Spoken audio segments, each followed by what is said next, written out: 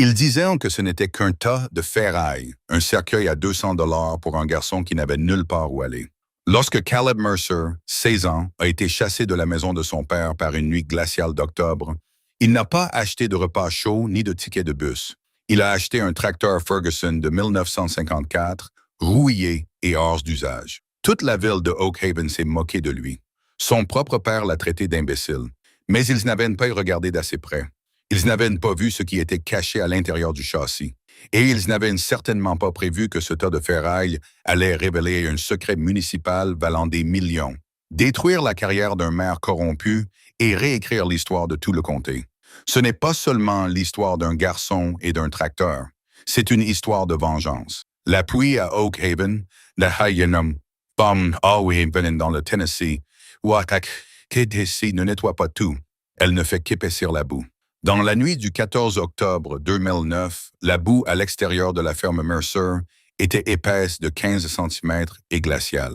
À l'intérieur de la cuisine, l'air était chaud, chargé de l'odeur du rôti brûlé et de la rage bouillonnante. Silas Mercer, un homme aux mains aussi dures que le calcaire de la carrière qu'il dirigeait, se tenait près de la porte arrière.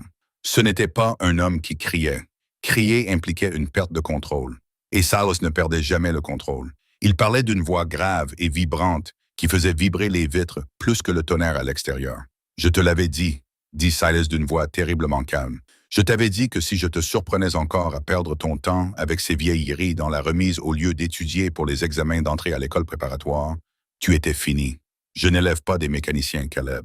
J'élève des hommes de statut. » Caleb Mercer se tenait de l'autre côté du linoléum, serrant un sac en toile graisseux. Il avait 16 ans, était longiligne, avec des cheveux de la couleur du blé séché et des yeux qui brillaient habituellement de curiosité. Ce soir-là, il ne reflétait que de la peur et un ressentiment dangereux naissant. Il n'avait pas perdu son temps. Il avait réparé le générateur qui alimentait le chauffage même qui réchauffait Silas en ce moment. Mais les faits n'avaient aucune importance pour Silas Mercer. Seule l'obéissance comptait. C'était le générateur, papa. « La bobine a sauté, » dit Caleb d'une voix cassée. « Ne me mens pas, » s'écria Silas en haussant enfin le ton. Il arracha le sac en toile des mains de Caleb et le renversa. Des clés, des tournevis et un carburateur à moitié assemblé tombèrent en cliquetant sur le sol. Ce sont des déchets, et tant que tu accorderas plus d'importance à ces déchets qu'à ton avenir, tu n'auras pas ta place sous mon toit. Silas ouvrit la porte arrière. Le vent hurla, projetant de la pluie dans la cuisine chauffée. « Sors !» Caleb se figea. « Papa, il fait moins 1 degré Celsius. Où suis-je censé aller? Tu es un garçon intelligent, Caleb. Tu trouves toujours comment réparer tout le reste. Répare ça. » Silas n'attendit pas de réponse. Il poussa son fils unique, dehors sur le porche et claqua la lourde porte en chaîne. Le bruit résonna comme un coup de feu à travers la vallée. Caleb martela le bois pendant 10 minutes, criant, suppliant, s'excusant pour des crimes qu'il n'avait pas commis. Les lumières à l'intérieur de la maison s'éteignirent une à une. Caleb était seul. Il tapota ses poches. Il n'avait que les vêtements qu'il portait, une chemise en flanelle, une veste en jean, un jean et des bottes de travail. Dans sa poche arrière, il sentit la forme de son portefeuille. Il savait exactement ce qu'il contenait. 214 $. L'argent qu'il avait économisé en tondant des pelouses et en réparant secrètement les tondeuses des voisins derrière le dos de son père. Il marcha. Il marcha pendant 3 miles sur la route départementale 9. La pluie froide imprégnait sa veste, le glaquant jusqu'aux os. Il n'alla pas chez les voisins. Tout le monde à Oak Haven craignait Silas Mercer. Silas était membre du conseil municipal. Il détenait l'hypothèque sur la moitié des fermes de la vallée. Accueillir le fils fugitif de Silas revenait à se suicider socialement et financièrement. Caleb trouva refuge dans un affût abandonné près de la lisière de la forêt. Il se blottit dans un coin, tremblant, observant les phares des camions qui passaient, se demandant si l'un d'eux était son père venu le ramener à la maison. Aucun ne s'arrêta. Au matin, la pluie avait cessé, remplacée par un brouillard gris et mordant. Caleb était raide de faim et brûlait d'une nouvelle sensation, l'humiliation. Il se rendit en ville et entra dans le seul endroit ouvert à 6 heures du matin, le Patty's Diner. Il commanda un café noir et compta à nouveau son argent. 214 $. Ce n'était pas assez pour un appartement. Ce n'était pas assez pour une voiture. C'était à peine suffisant pour survivre une semaine. « Dure et nuit de mon chou », lui dit une femme aux cheveux plus longs que Dieu ne l'avait prévu en lui resservant une tasse. On peut le dire, murmura Caleb. J'ai entendu ton père à la quincaillerie ce matin, lui chuchota-t-elle en se penchant vers lui. Il a dit à tout le monde que tu t'étais enfui. Il a dit que tu cherchais fortune et qu'il s'en lavait les mains. Il a résilié ton abonnement téléphonique, Caleb. Caleb serra la tasse jusqu'à ce que ses jointures blanchissent. Son père ne s'était pas contenté de le mettre à la porte. Il avait coupé ses moyens de subsistance de manière préventive. Il essayait de le réduire à la famine pour le soumettre. Caleb finit son café et sortit. Il erra sans but vers la périphérie de la ville jusqu'à ce qu'il se retrouve devant la caisse d'Artie. Artie Pendergast était une légende à Oak Haven, principalement parce qu'il était le seul homme à détester Silas Mercer plus que le diable lui-même. Artie avait plus de 70 ans, il lui manquait 2 doigts à la main gauche et il sentait généralement le diesel et la fumée de cigare. Caleb franchit le portail et regarda les rangées de voitures écrasées et d'appareils électroménagers rouillés, et c'est là qu'il le vit. Il était là, seul, à moitié englouti par les vignes Kudzu, un tracteur. Ce n'était pas un John Deere moderne, c'était un ancien Ferguson T aux 30 grises. Les pneus étaient à plat et pourris, le siège avait disparu, le volant était tordu. On aurait dit le cadavre d'une machine. Mais pour Caleb, qui voyait le monde en termes de pistons et d'engrenages, cela ressemblait à une opportunité. « Tu cherches à acheter de la ferraille ?» demanda Artie d'une voix rauque derrière lui. Le vieil homme s'appuyait sur une canne faite d'une barre d'armature. « Est-ce qu'il fonctionne ?» demanda Caleb. Artie rit, un son semblable à du gravier dans un mixeur. « Il fonctionne, mon garçon. Ce truc n'a pas fonctionné depuis l'administration Nixon. Les blocs sont probablement fissurés. La transmission est probablement grippée. Je comptais la broyer demain. » Caleb fit le tour de la machine. Il tendit la main et essuya la saleté sur la plaque signalétique. 1954. Il attrapa la courroie du ventilateur. Elle était cassante, mais la poulie tournait. Le moteur n'était pas grippé. « Combien ?» demanda Caleb. Artie le regarda en plissant les yeux. « Tu es le fils de Mercer, n'est-ce pas? Celui que Silas a mis à la porte. Est-ce que ça a de l'importance? »« Pour moi, oui, » cracha Artie. Puis son expression s'adoucit. « Je sais reconnaître un homme désespéré quand j'en vois un. Tu n'as nulle part où dormir, n'est-ce pas? Combien pour le tracteur? » répéta Caleb. Artie soupira. « La valeur à la casse est d'environ 250 $. Mais comme tu es le fils de Silas et que tu as l'air en piteux état, je te le laisse pour 200 $. Caleb sortit son portefeuille. Il tendit 20 billets de 10 $. Tout ce qu'il avait économisé pour 14 $. « Tu es fou, » dit Artie en prenant l'argent. « Que vas-tu faire d'un tracteur hors d'usage et sans outils? Il est vendu avec la remise, n'est-ce pas? » Caleb désigna une structure bancale à 3 murs situés à proximité, d'où le tracteur avait manifestement été traîné. « Jusqu'à ce que je le remette en état, » répondit Artie en regardant l'argent, puis les yeux déterminés du garçon. « Tu peux rester dans la remise, mais tu mourras de froid. Ne viens pas me hanter. » Caleb n'a pas gelé. Cette nuit-là, il a dormi sous le tracteur, enveloppé dans une bâche qu'Artie lui avait prêtée. Il était sans abri, renié et fauché, mais il possédait quelque chose, et pour la première fois de sa vie, personne ne pouvait lui dire de ne pas y toucher. Dans une petite ville, les nouvelles vont plus vite que la lumière. Le lendemain midi, tout le monde à Oak Haven savait que Caleb Mercer avait dépensé toutes ses économies pour un tas de ferraille. Ils appelèrent cela la folie de Mercer. Les lycéennes passaient devant la clôture de la casse en klaxonnant et en jetant des canettes de soda sur la remise. Caleb ne levait pas les yeux. Il était trop occupé. Il avait dépensé les 14 $ qui lui restaient pour acheter un gallon de kérosène et une brosse métallique. Pendant 3 jours, il ne mangea pas. Il but l'eau du tuyau d'arrosage situé à l'arrière du magasin d'Artie. Il frotta, il démonta, il catalogua. Le tracteur était en piteux état, mais l'instinct de Caleb ne l'avait pas trompé. Le bloc n'était pas fissuré.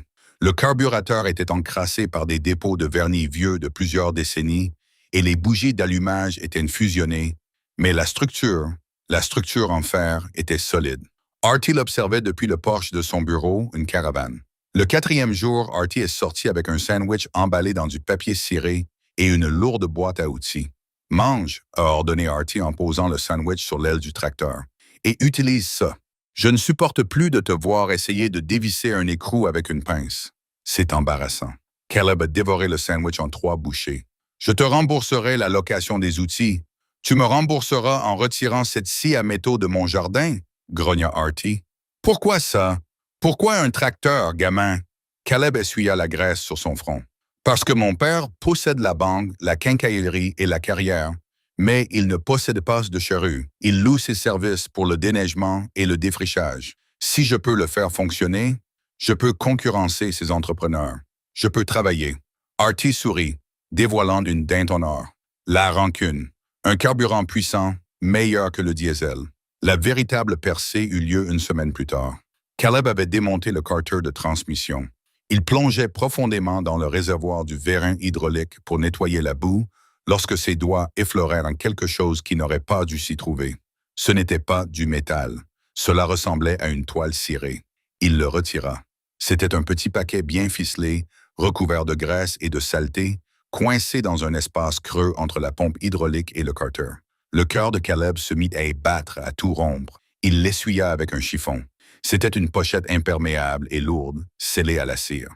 Il ouvrit délicatement le seau. À l'intérieur, il n'y avait ni argent, ni or, juste un petit carnet relié en cuir et un document en parchemin épais et plié. Caleb déplia le parchemin. C'était un titre de propriété. Titre de propriété du lot 4B, Blackwood Ridge, daté de 1952.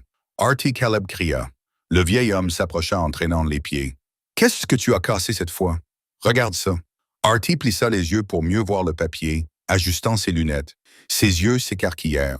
Il regarda Caleb, puis se reporta sur le papier. « Où as-tu trouvé ça? »« Dans la boîte hydraulique, cachée. » Le visage d'Ar pâlit. « Cache ça, cache-le immédiatement. »« Ne le montre à personne. Pourquoi? »« Qu'est-ce que Blackwood Ridge? »« Ce n'est pas ce que c'est, fiston. C'est tout ceci. » Artie baissa la voix, regardant vers la route comme s'il s'attendait à voir arriver des SUV noirs. Blackwood Ridge est le terrain que la nouvelle autoroute inter-État est censée traverser. Le maire Harlan Sterling a racheté tous les terrains autour pour une bouchée de pain, mais il en manquait toujours un. Le terrain fantôme. Personne ne savait à qui il appartenait. Les archives du comté ont brûlé dans les années 70. Caleb regarda l'acte de propriété. Le nom inscrit dans la ligne du propriétaire n'était pas celui d'une personne. C'était celui de la Iron Mule Corporation. « Et regarde le carnet », murmura Artie. Caleb ouvrit le livre en cuir. C'était un registre, mais pas pour l'agriculture. C'était une liste de noms, de dettes et de paiements. Et le premier nom sur la liste, daté de 1954, était Sterling Sr., le père de l'actuel maire. « Tu as acheté un tracteur, » dit Artie, la voix tremblante. « Mais tu viens de trouver la preuve irréfutable d'une famille criminelle vieille de 50 ans. » Caleb sentit un frisson qui n'avait rien à voir avec le froid. Il regarda le tracteur rouillé. Ce n'était pas seulement une machine, c'était un coffre-fort. « Nous devons le remettre en état de marche, » dit Caleb d'une voix plus ferme. « Pourquoi? » demanda Artie. « Nous devrions brûler ce livre et partir. »« Non, » répondit Caleb en regardant la ville qui s'était moquée de lui. « Le maire Sterling est l'associé de mon père. Si je détiens cet acte, je ne possède pas seulement un lopin de terre, je les possède eux. » La dynamique avait changé. Caleb n'était plus seulement un mécanicien qui essayait de survivre. Il était un acteur dans un jeu qu'il comprenait à peine, détenant une main-d'œuvre qu'il ne s'était pas distribuée lui-même. Mais le tracteur avait besoin de pièces, des pièces coûteuses, et Caleb n'avait pas un sou. « J'ai besoin d'un travail, » dit Caleb. « J'ai besoin d'argent pour réparer le moteur afin de pouvoir revendiquer le terrain. Si je me présente au tribunal avec cet acte et sans moyen de travailler la terre, ils me retiendront au tribunal des successions jusqu'à mes 30 ans. Je dois avoir une activité légitime. « Qui va t'embaucher? » demanda Artie. « Tu es le paria de la ville. »« Je connais une personne, » répondit Caleb. « Sarah Jenkins. » Sarah était de la file du bibliothécaire local, mais surtout, elle était la présidente du conseil des élèves et, secrètement, la seule personne à avoir envoyé des SMS à Caleb depuis qu'il avait été renvoyé. Son message était simple. « Tu vas bien? » Il n'avait pas répondu. Il s'était rendu au lycée cet après-midi-là et avait attendu près de la clôture jusqu'à la dernière sonnerie. Il avait l'air d'un sauvage, les ongles sales, les vêtements tachés d'huile, les yeux cernés. Quand Sarah l'aperçut, elle ne recula pas. Elle courut vers lui. « Caleb! »« Oh mon Dieu !» murmura-t-elle en s'arrêtant à un mètre de lui, consciente des regards des élèves. « Tout le monde dit que tu as perdu la tête, que tu vis dans une décharge. »« J'ai besoin d'un prêt, Sarah, » dit Caleb sans détour. Il ne pouvait pas se permettre les politesses. « Un prêt? » Elle cligna des yeux, perplexe. « Pourquoi faire? Pour de la nourriture, pour un distributeur, un bouchon, un condensateur et 4 pneus, 500 $. Sarah regarda autour d'elle. Elle l'entraîna derrière un grand chêne. « Mon père va me tuer, mais j'ai mes économies pour le voyage de fin d'études. Je te rembourserai le double dans un mois, promit Caleb. Je te le jure. Elle scruta son visage. Elle y vit le désespoir, mais aussi la détermination. Elle fouilla dans son sac à dos et en sortit un chéquier. Je peux l'encaisser au distributeur et vous apporter l'argent ce soir derrière les gradins. Ne me faites pas regretter ça, Caleb. Vous ne le regretterez pas. Cette nuit-là, avec les 500 dollars de Sarah, Caleb et Artie travaillèrent dans l'obscurité. Ils se procurèrent des pièces dans la réserve secrète d'Artie qu'ils refusaient habituellement de vendre. Ils martelèrent, soudèrent et prièrent. À 3 heures du matin, Caleb s'assit sur le siège métallique de Ferguson. Il tourna la clé. Le démarreur vrombit. Puis, dans un nuage de fumée noire et un rugissement qui fit trembler le toit en tôle de la remise, la bête de fer prit de vie. Le ralenti n'était pas régulier. C'était un halètement rythmé et agressif, comme le battement d'un cœur de métal lourd. Caleb fit vrombir le moteur. Le système hydraulique se leva. L'arbre de prise de force tourna. Elle était vivante. « Elle est moche! » cria Artie pour couvrir le bruit. « Mais elle est forte! » répondit Caleb en coupant le moteur. Le silence qui suivit était lourd d'anticipation. « Demain, » dit Caleb en tapotant le volant encore chaud. « Demain, nous allons travailler, puis nous partons en guerre. » Mais ils ne savaient pas que la guerre était déjà en train de s'abattre sur eux. Alors qu'ils faisaient la fête dans la remise, une berline noire était garée de l'autre côté de la rue, tous feux éteints. À l'intérieur, un homme muni d'un téléobjectif baissa son appareil photo. Il composa un numéro. « Monsieur le maire, dit l'homme, le fils Mercer a trouvé la cachette. J'ai vu le registre. » À l'autre bout du fil, le maire Harlan Sterling ne cria pas. Il dit simplement « Brûlez-le, brûlez la remise, brûlez le tracteur. Et si le garçon est à l'intérieur, eh bien, les accidents arrivent dans les dépotoirs. » L'odeur frappa Caleb avant la chaleur. C'était l'odeur âcre et chimique de l'essence éclaboussant le bois sec. Il était 3h42 du matin. Caleb était recroquevillé sur un tas de vieilles couvertures d'expédition dans un coin de la remise. Le sommeil épuisé des désespérés l'entraînait vers le fond. Le bruit d'une portière de voiture qui claquait à proximité lui fit ouvrir les yeux. Puis vint le sifflement, le bruit indéniable de l'allumage. Une lumière orange jaillit à travers les interstices des lattes de bois des murs de la remise. La température monta instantanément en flèche. « Au feu !» hurla Caleb en se précipitant sur ses pieds. Il courut vers la porte, mais un mur de flammes le repoussa. Le pyromane avait imbibé l'entrée. Le bois sec de la remise, séché par des décennies de chaleur estivale, s'enflamma comme du petit bois. La fumée s'accumulait déjà sous le plafond, épaisse et suffocante. Caleb toussa, les yeux larmoyants. Il regarda le tracteur, cette mule de fer. Il était là, lourd et indifférent au chaos. Si le toit s'effondrait, le tracteur serait écrasé. Si la chaleur devenait trop intense, le réservoir de carburant exploserait. Mais plus important encore, coincé dans le creux du tableau de bord, enveloppé dans une toile de soudage ignifuge, se trouvaient le registre et l'acte de propriété. Il ne pouvait pas courir. Il devait conduire. Caleb sauta sur le siège métallique. La fumée était si épaisse qu'il voyait à peine le contact. Il chercha la clé à tâtons, les mains tremblant violemment. « Tourne. S'il te plaît, tourne. » Il tourna la clé. Le moteur démarra. « Rue. »« Allez !» rugit Caleb en frappant le volant de sa main. Le feu léchait maintenant les pneus.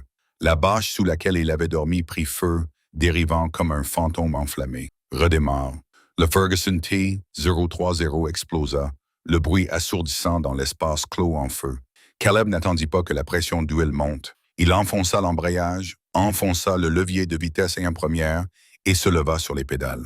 La porte du hangar était un rideau de feu bloqué par une lourde poutre en bois qui était déjà tombée. « Tiens bon », murmura Caleb. Il relâcha l'embrayage. Le tracteur fit un bond en avant. Le couple de l'ancien moteur était immense.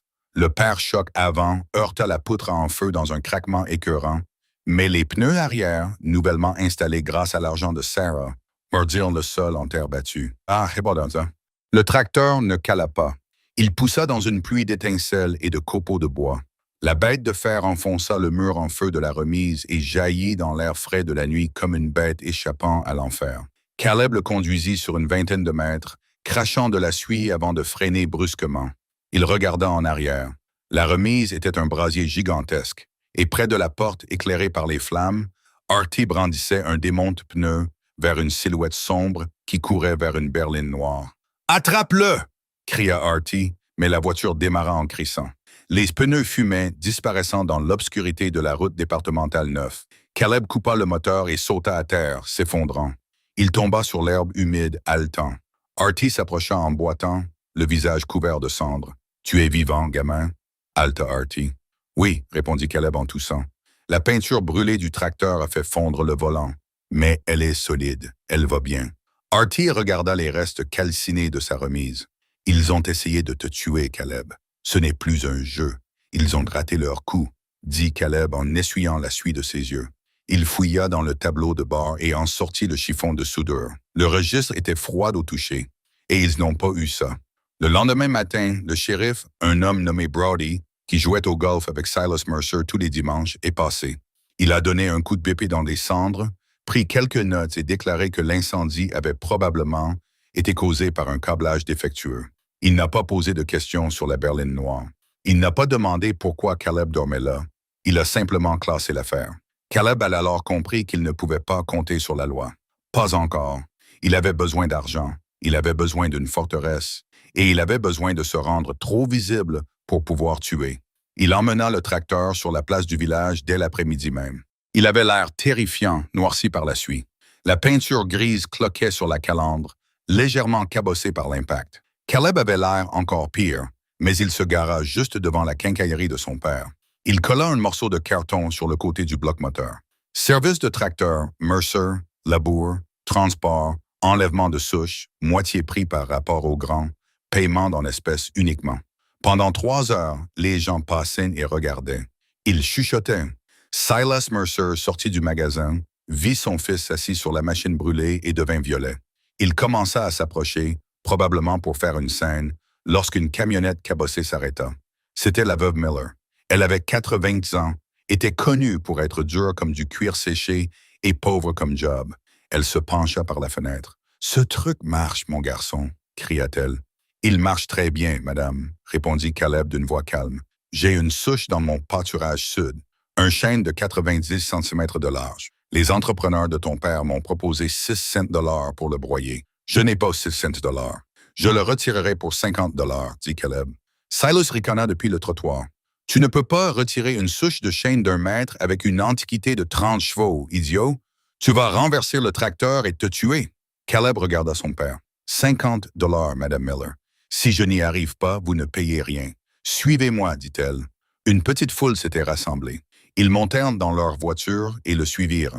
C'était un spectacle, le fils prodigue contre le chêne. Quand ils arrivèrent au pâturage, la souche était énorme. C'était un monstre aux racines profondément enfoncées dans l'argile. Caleb recula le Ferguson jusqu'à elle. Il n'avait pas de chaîne, mais Mme Miller avait une chaîne de bûcheronnage rouillée. Caleb l'enroula autour de la souche. Il connaissait la physique. S'il tirait vers le haut, le tracteur basculerait en arrière. Il devait tirer vers le bas et lentement. Il mit le tracteur en petite vitesse. Il fit vrombir le moteur. La chaîne se tendit. Les pneus patinèrent dans la boue. « Je vous l'avais dit !» cria quelqu'un. Caleb n'écouta pas. Il actionna le système hydraulique, soulevant la charrue arrière qu'il avait attachée pour mettre plus de poids sur les pneus. Les pneus mordirent le sol. Le moteur rugit d'un grondement grave et guttural. Une fumée noire s'échappa du pot d'échappement. Les roues avant du tracteur se soulevèrent de 15 cm du sol. Caleb maintint l'équilibre, actionnant l'embrayage, mettant toute la puissance du couple dans la chaîne. Crac! Le sol se souleva. Nappe! Une racine massive céda. La foule retint son souffle. Caleb accéléra davantage. La meule de fer gémit, mais ne lâcha pas prise. Dans un bruit semblable à un coup de feu, la racine pivotante se brisa et l'énorme souche fut arrachée du sol, traînée derrière le tracteur comme une bête vaincue. Caleb la traîna jusqu'à la clôture et coupa le moteur. Le silence retomba sur le pâturage. Madame Miller s'approcha, fouilla dans son tablier et lui tendit un billet de 50 $ tout neuf. « Vous êtes engagé pour le reste de la semaine, dit-elle. J'ai un champ à labourer. » Caleb prit l'argent. Il regarda la foule. Il regarda la voiture de son père, qui venait d'arriver. Silas le fixait à travers le pare-brise, le visage impassible. Puis il fit demi-tour et repartit. Caleb Mercer était en affaires. En novembre, Caleb ne faisait plus que survivre, il prospérait. La meule de fer était devenue une icône locale. Caleb travaillait 16 heures par jour. Il dormait dans la cabine du camion d'Artie et se douchait au YMCA. Il économisait chaque centime, mais le vrai travail se faisait dans l'ombre. Caleb avait apporté le grand livre et l'acte de propriété au seul avocat du comté qui n'était pas à la solde du maire Sterling, Gordon Finch. Finch était dans un état lamentable. Il travaillait dans une pièce au-dessus d'un bowling et commençait généralement son happy hour à 20 heures. Mais autrefois, il avait été un requin du bureau du procureur général jusqu'à ce qu'un divorce le ruine. Lorsque Caleb posa l'acte de propriété de l'Iron Mule Corporation sur le bureau de Finch, l'avocat recracha son bourbon. « Où avez-vous trouvé ça? » demanda Finch, le regard soudainement vif et clair. « Je l'ai trouvé dans le tracteur. » Finch ouvrit la carte accrochée au mur. Il suivit du doigt le tracé proposé pour la nouvelle autoroute Interstate 44. « Jeune homme, savez-vous ce que c'est? Ce n'est pas seulement un terrain, c'est le goulot d'étranglement. » Finch tapota un endroit sur la carte marquée Blackwood Ridge. L'État a besoin de cette bande de deux de malaise pour construire l'autoroute. Le maire Sterling fait pression pour ce projet depuis 5 ans. Il a acheté toutes les fermes environnantes par l'intermédiaire de sociétés écrans. Il prévoit de vendre le tout à l'État pour un bénéfice de 20 millions de dollars. Mais il ne peut pas le vendre s'il ne possède pas la crête. Et je possède la crête, dit Caleb. Techniquement, corrigea Finch, c'est la Iron Mule Corporation qui la possède. Nous devons prouver qui est le propriétaire de la société. Tu as dit qu'il y avait un registre. Caleb sortit le livre en cuir. Finch le feuilleta, ses sourcils se haussant à chaque page. C'est une bombe, murmura Finch. Ce registre répertorie les actionnaires. Le principal actionnaire de la Iron Mule Corp est J. Wayne Mercer. J. Caleb fronça les sourcils. Mon père s'appelle Silas. S. Pas ton père. Finch leva les yeux. Jedediah, ton grand-père. Caleb se figea. Jedediah Mercer était mort il y a 10 ans. Selon la légende familiale, c'était un ivrogne qui avait perdu la fortune familiale, obligeant Silas à tout reconstruire à partir de rien. Silas parlait de lui avec un venin pur. « Ton père t'a menti », dit Finch en lisant les notes dans les marges. Ce registre indique que Jedediah a acheté le terrain en 1954 pour empêcher le projet initial d'autoroute afin de sauver les fermes de la vallée. Ce n'était pas un ivrogne, c'était un écologiste. Il a caché l'acte de propriété dans le tracteur pour empêcher ton père de le vendre. Caleb se rassit, l'esprit en ébullition. Le tracteur n'était pas seulement une machine, c'était la capsule temporelle de son grand-père. Alors, qu'est-ce qu'on fait? Nous déposons une requête. Finch sourit, dévoilant ses dents tachées de café. Nous déposons une requête en validation de titre. Nous annonçons au monde entier que Caleb Mercer contrôle le goulot d'étranglement du siècle. Mais attention, Caleb, dès que nous aurons déposé cette requête, le maire s'en prendra à vous. Pas pour incendie criminel cette fois, mais avec toute la rigueur de la loi. Déposez-la, dit Caleb. La réaction fut immédiate. 2 jours après le dépôt de la requête, Caleb labourait un champ pour l'église locale lorsque 3 voitures de police et un SUV noir s'arrêtèrent. Le maire Harlan Sterling sortit du SUV. C'était un homme de grande taille qui portait un manteau en cachemire qui coûtait plus cher que la case d'Arty. Il marchait dans la boue avec des galoches, l'air dégoûté. « Caleb, » sourit le maire, avec une expression rusée et prédatrice. « Éteignez ce bruit. » Caleb mit le tracteur au ralenti, mais ne l'éteignit pas. « Je travaille, monsieur le maire. À moins que vous ne soyez ici pour m'embaucher, sortez du champ. Je suis ici pour t'aider, fiston. Tu es tombé sur des papiers compliqués, des erreurs du passé. Je suis prêt à les faire disparaître. Je te donnerai 50 000 $ pour ce bout de papier que tu as trouvé, en espèces, aujourd'hui. Vous pourrez quitter cette ville, aller à l'université, devenir un roi.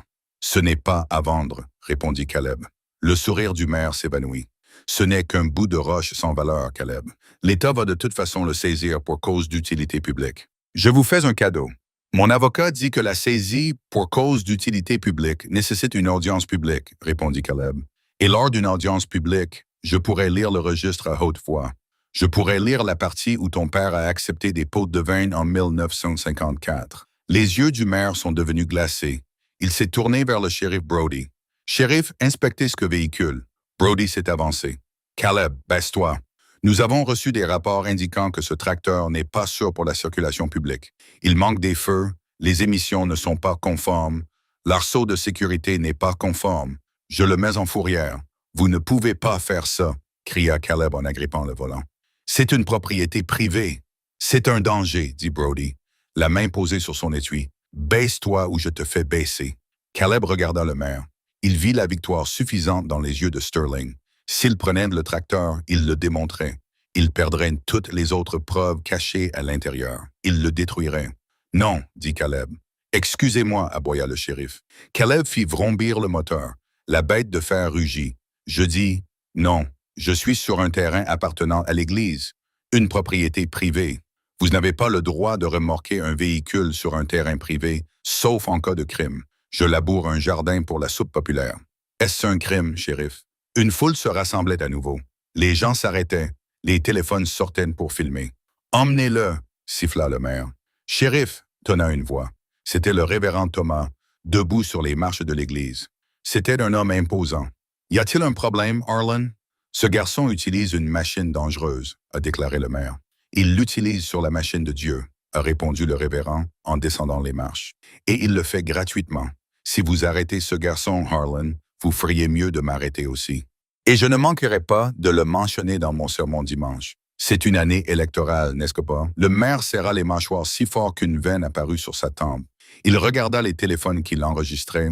Il regarda le garçon têtu sur la bête de fer. « Ce n'est pas fini, » cracha Sterling. « Tu veux jouer les durs, gamin. Attends de voir ce qui se passera quand l'hiver arrivera. » Ils sont partis, mais Caleb savait que le maire avait raison. Le siège venait de commencer et le maire avait encore une carte à jouer. Le père de Caleb. Le mois de décembre a frappé Oak Haven comme un marteau. Ce fut l'hiver le plus froid depuis 50 ans. Le sol a gelé et est devenu dur comme du granit. Silas Mercer a finalement agi. Il n'est pas venu voir Caleb. Il est allé voir les fournisseurs. Du jour au lendemain, Caleb ne pouvait plus acheter de diesel. La station locale a déclaré que ses pompes étaient réservées aux comptes commerciaux et le compte de Caleb a été signalé. Le magasin de pièces automobiles a refusé de lui vendre du liquide hydraulique. La casse d'Arty a été frappée d'une douzaine d'infractions au code en une semaine, obligeant Arty à fermer ses portes pour faire face aux inspecteurs. Caleb était étranglé. Il avait le titre de propriété, mais il n'avait pas de liquidité. S'il ne pouvait pas travailler, il ne pouvait pas payer Jésus. S'il ne pouvait pas payer Finch, la bataille juridique était au point de mort.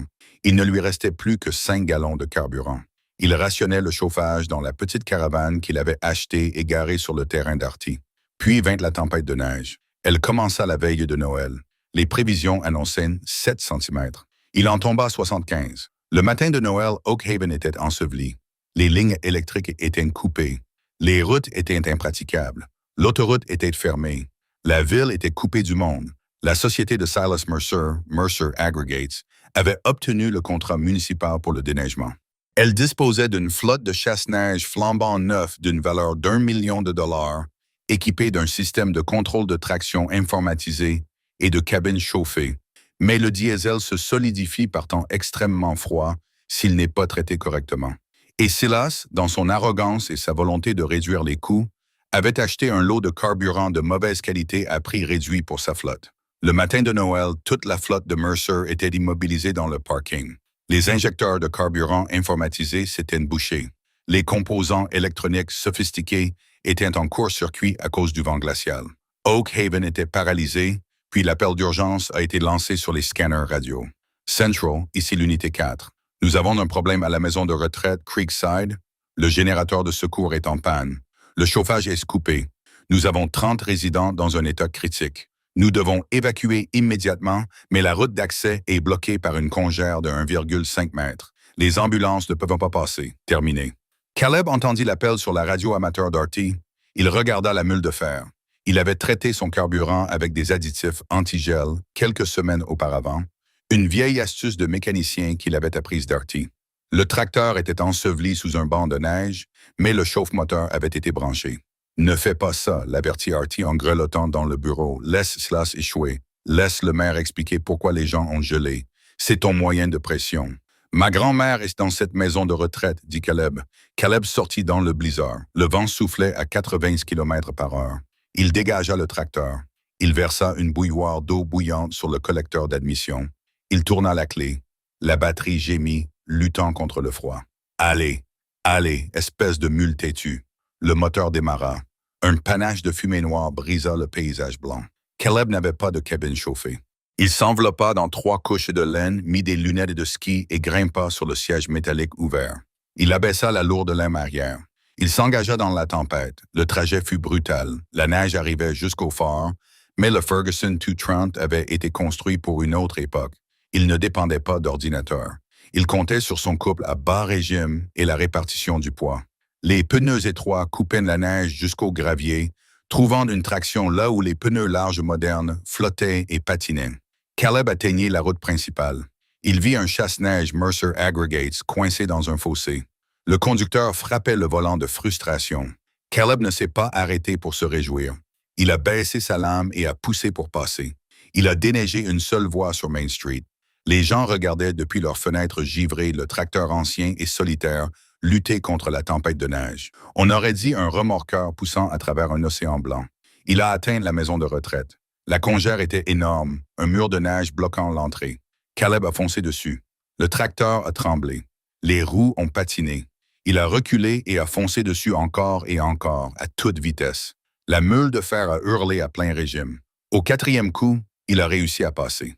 L'ambulance qui tournait au ralenti, impuissante, à 1 kilomètre de là, a suivi ses traces. Pendant que les ambulanciers chargeaient les patients âgés, Caleb s'assit sur le tracteur, tremblant de manière incontrôlable. Ses mains étaient gelées et crispées sur le volant. Une voiture s'arrêta derrière l'ambulance. C'était Silas Mercer. Il avait marché 3 kilomètres dans la neige pour rejoindre la maison de retraite où se trouvait sa propre mère. Silas se tenait dans la neige, observant la scène. Il vit l'ambulance moderne. Il vit la maison de retraite bien chauffée et il vit son fils de 16 ans couvert de glace, tremblant sur un tracteur à 200 $ qui avait accompli ce que l'empire d'1 million de dollars de Silas n'avait pas pu faire. Silas s'approcha du tracteur. Le vent soufflait autour d'eux. « Tu es gelé !» cria Silas pour couvrir le bruit du vent. « Je travaille !» Caleb claquait des dents. « Monte dans la voiture, dit Silas. Je te ramène à la maison. Je n'ai pas de maison. » Caleb le regarda, les yeux durs. « C'est toi qui me l'as prise. » Silas tressaillit comme s'il avait reçu une gifle. Pour la première fois, son masque de pierre se fissura. Il regarda le tracteur, la machine même dont il s'était moqué.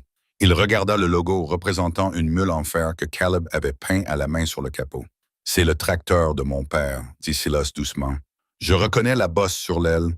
Je l'ai faite quand j'avais 12 ans. Il me l'a laissé, » dit Caleb. « Il m'a laissé l'acte de propriété de Blackwood Ridge. Papa, je suis au courant de l'accord. Je suis au courant du pot de vin. Silas Polly, tu as le livre. Je l'ai. » Silas baissa les yeux vers ses bottes. « Arlen Sterling me l'a dit. Il m'a dit que si je ne te poussais pas à bout, tu ne deviendrais jamais un homme. Il m'a dit de te couper les vivres. Il a dit qu'il m'aidait à te façonner. Il se servait de toi, dit Caleb, pour obtenir la terre. » Silas leva les yeux, les larmes gelées sur son visage. « Descends du tracteur, Caleb. Je t'en prie, tu vas mourir ici. Pas avant que la route soit dégagée. »« Alors laisse-moi t'aider, » dit Silas. Silas Mercer, l'homme qui n'avait pas touché une clé à molette depuis 20 ans, grimpa à l'arrière du tracteur. « Je m'occupe des commandes de la lame. Conduis. Nous pourrons la dégager plus rapidement. » Le père et le fils, unis par le froid et le fer, travaillèrent pendant 6 heures d'affilée. Ils dégagèrent la route menant à l'hôpital. Ils dégagèrent la caserne des pompiers. Ils dégagèrent la place du village. Lorsqu'ils garèrent enfin le tracteur sur le parking d'Arty, la tempête s'apaisait. Silas se tenait près de sa voiture. « Rentre à la maison, Caleb. »« Non, » répondit Caleb. « Je ne retournerai pas dans cette maison, pas en tant que personne à ta charge. »« Alors reviens en tant que mon associé, » a dit Silas. « Je licencie le cabinet de Sterling en tant que conseiller juridique et je retire mon soutien à sa réélection. »« Et le terrain ?» a demandé Caleb. « Il est à toi, » a répondu Silas. « Il l'a toujours été. Mon père me détestait, Caleb, parce que j'étais faible. Je laissais Sterling me mener à la baguette. Toi, tu n'es pas faible. » Cela ressemblait à une victoire. Mais tandis que Caleb regardait son père s'éloigner, il ne se sentait pas en sécurité. Il sentit les poils de sa nuque se hérisser. Sterling n'était pas seulement un politicien corrompu, c'était un animal acculé. Et maintenant qu'il avait perdu Silas, il n'avait plus rien à perdre. Le lendemain matin, Caleb se réveilla au son des sirènes. Ce n'étaient pas des camions de pompiers cette fois-ci. C'était la police, les forces de l'ordre. Ils n'étaient pas à la porte. Ils encerclaient la caravane. Caleb Mercer tonna une voix. « Sortez les mains en l'air. » Caleb sortit. Le shérif Brody était là, mais il avait l'air malade. Un policier d'État s'avança, les menottes à la main. « Caleb Mercer, vous êtes en état d'arrestation. »« Pourquoi ?» demanda Caleb perplexe. « Pour avoir déneigé. Pour le meurtre d'Arthur Pendergast, » répondit le policier. Le monde de Caleb s'arrêta. Il regarda vers le bureau principal de la casse. Il était entouré de rubans de police. Une camionnette du médecin légiste était garée devant la porte. « Artie !» murmura Caleb. « Nous avons trouvé vos empreintes digitales sur le démonte pneu utilisé pour le battre à mort, » dit le policier en plaquant Caleb contre l'aluminium froid de la caravane. « Et nous avons trouvé l'argent volé dans son coffre-fort sous votre matelas. » Sterling n'était pas venu pour le tracteur. Il n'était pas venu pour le terrain. Il avait fait accuser Caleb du meurtre de son seul ami. Alors qu'il poussait Caleb à l'arrière de la voiture de police, il aperçut une berline noire garée un peu plus loin sur la route. La vitre était baissée d'1 centimètre. Les yeux du maire Sterling brillaient dans l'ombre. Le jeu était truqué et Caleb venait de tout perdre. La cellule de la prison du comté était une boîte en béton de 6 par 8 mètres qui sentait l'eau de Javel et le désespoir. Pendant 3 semaines, Caleb Mercer est resté assis sur un matelas fin, les yeux fixés au plafond. La ville d'Oakhaven l'avait déjà condamné dans l'opinion publique. Pour eux, c'était un enfant riche et gâté qui avait tué un vieil homme sans défense pour de l'argent et avait tenté de s'enfuir. Le récit était parfait, trop parfait. Silas Mercer lui rendait visite tous les jours. Il avait l'air d'avoir vieilli de 10 ans. Le magnat arrogant avait disparu, remplacé par un père rongé par la culpabilité. Finch essaie de faire avancer l'audience préliminaire, dit Silas à travers le plexiglas d'une voix creuse. Mais le juge Oley est copain avec Sterling. Ils nous font obstruction, Caleb. Ils veulent que tu pourrisses ici jusqu'à ce que l'accord sur l'autoroute soit signé. Je ne l'ai pas tué, papa, dit Caleb d'une voix rauquée. Tu sais que je ne l'ai pas fait. Je sais, dit Silas en appuyant sa main contre la vitre. J'ai engagé un détective privé. Nous avons découvert que l'argent volé trouvé dans ta caravane correspondait à un retrait effectué 2 jours auparavant à la First National Bank par un assistant de campagne du maire Sterling. Nous pouvons prouver le coup monté. Ce n'est pas suffisant pour prouver le meurtre, dit Caleb. Le démonte-pneu m'appartenait. Je l'ai utilisé pour réparer la roue le soir de l'incendie. Ils diront que je l'ai gardé. Caleb ferma les yeux, pensant à Artie. L'odeur des cigares, le rire grave. Il repassa dans sa tête toutes les conversations qu'ils avaient eues au cours du dernier mois. Artie était paranoïaque. Il surveillait toujours le portail. « Je vois tout, petit. Même les oiseaux travaillent pour moi. » Caleb ouvrit grand les yeux. « La cabane à oiseaux, » murmura Caleb. « Quoi ?» demanda Silas. Artie avait une cabane à oiseaux. Elle était moche, faite de plaques d'immatriculation. Elle était accrochée au poteau téléphonique juste devant la porte du bureau. Il plaisantait en disant que les oiseaux étaient son équipe de sécurité.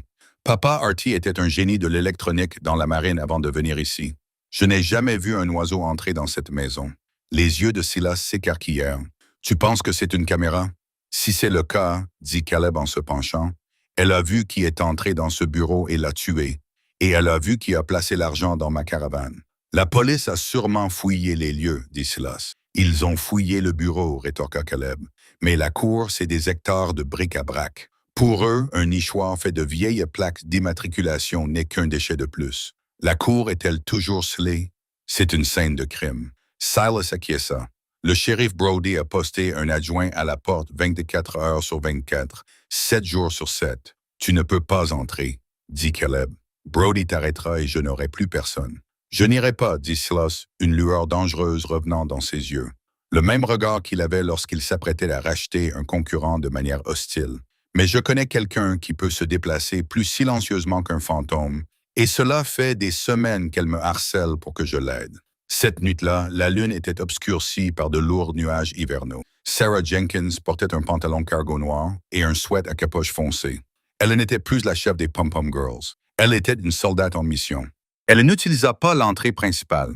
Elle entra par les bois à l'arrière, coupant la clôture périphérique avec une paire de coupe-boulons que Caleb avait affûtées pour elle des mois auparavant. La casse était un cimetière d'ombre. Le vent sifflait à travers les voitures écrasées. Sarah se faufila entre les rangées de berlines empilées, le cœur battant à toute rompre. Elle pouvait voir la voiture de patrouille du shérif adjoint devant l'entrée principale, la lueur d'une cigarette visible à travers le pare-brise. Elle atteignit le bureau principal. Le ruban de police flottait au vent. Et là, en haut du poteau téléphonique, se trouvait le nichoir. C'était un enchevêtrement chaotique de plaques d'immatriculation rouillées de Virginie soudées pour former une boîte. Il se trouvait à 3,6 mètres de hauteur. Sarah regarda autour d'elle. Elle trouva une vieille bâche de camion et l'appuya contre le poteau. Elle grimpa, ses bottes glissant sur le bois humide. Elle atteignit le sommet, ses doigts effleurant le métal froid du nichoir. Elle tâta l'intérieur de l'ouverture. Pas de nid, pas d'oiseau.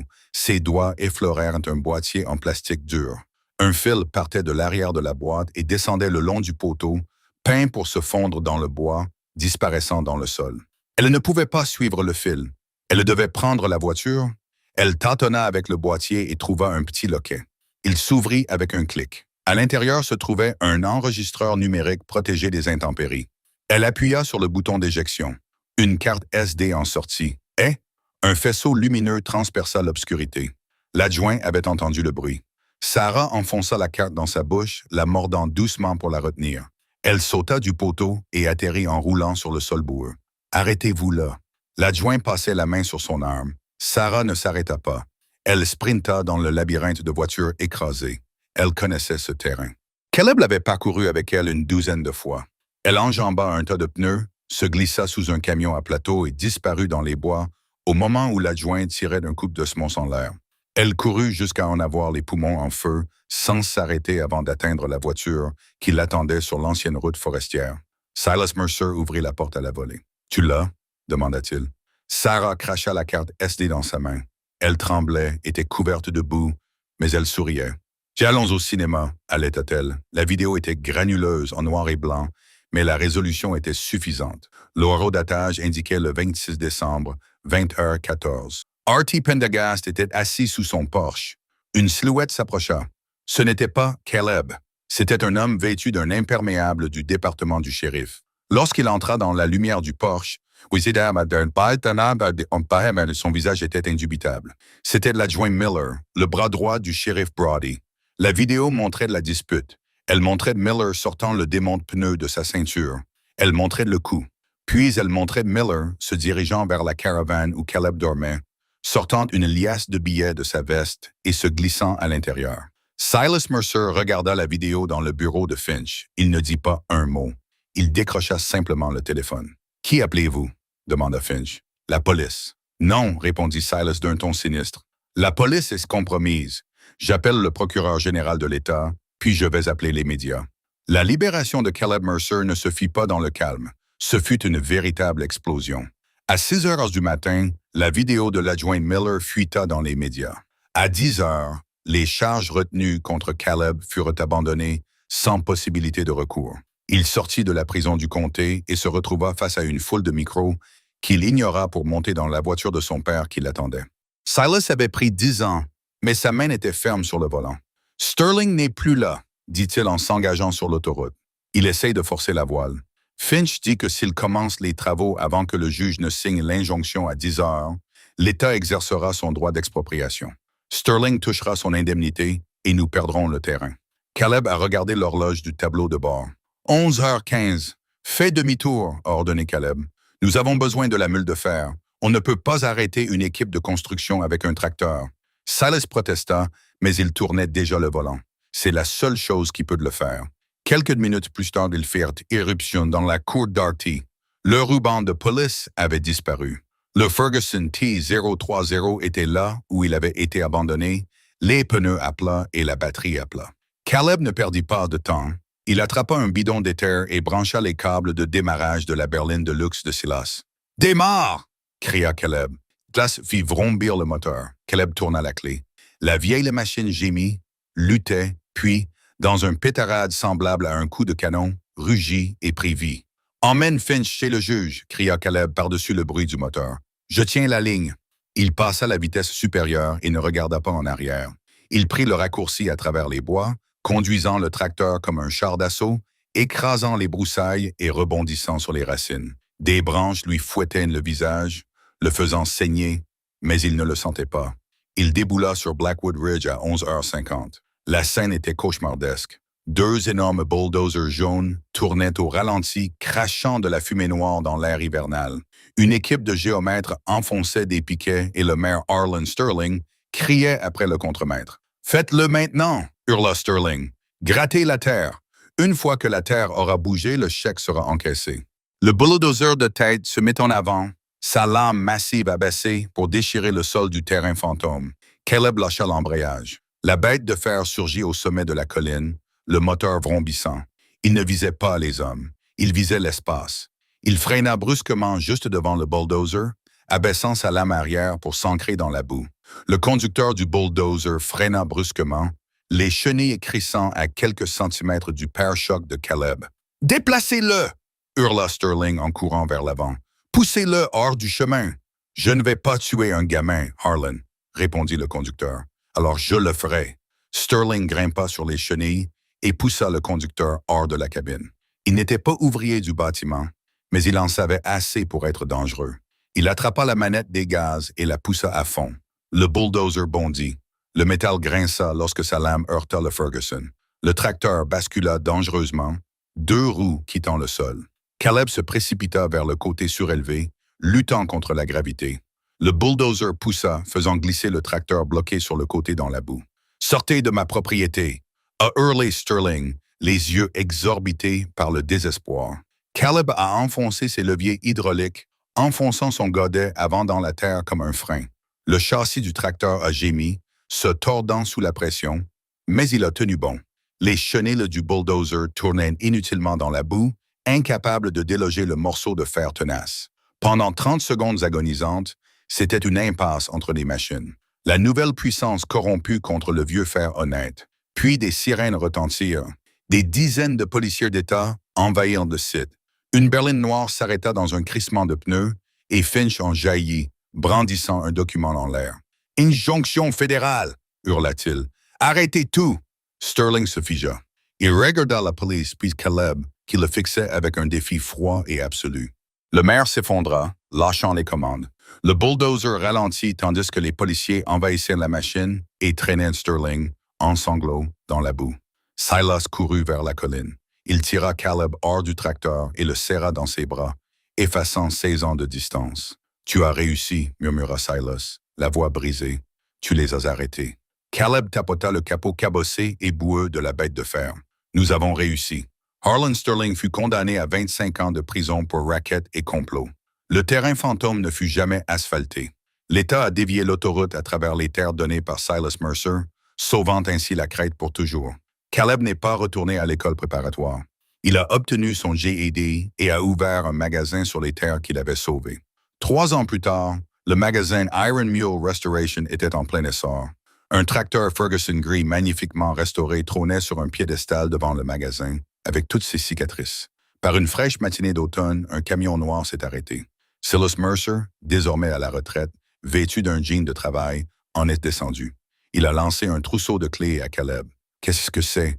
a demandé Caleb en essuyant la graisse sur ses mains. « Une Ford Whit-End de 1948. » Silas a souri. « Je l'ai trouvé dans une grange. Le gars dit qu'il est hors d'usage. Je me suis dit qu'on pourrait le réparer ensemble. » Caleb attrapa les clés. Il regarda son père, puis sa fiancée, qui lui faisait signe depuis la fenêtre du bureau, et enfin le tracteur qui était à l'origine de tout cela. « Ramène-le derrière, papa. » Caleb sourit. « Voyons ce qu'il cache. Parfois, les choses que nous jetons sont les seules qui peuvent nous sauver. » Caleb Mercer n'a pas seulement acheté un tracteur pour 200 $, il a acheté sa liberté. Si vous avez aimé cette histoire de vengeance et de rédemption, cliquez sur « J'aime » et abonnez-vous pour découvrir d'autres drames tirés de la vie réelle. Avez-vous déjà trouvé un trésor dans les poubelles? Faites-le nous savoir dans les commentaires. Merci d'avoir regardé.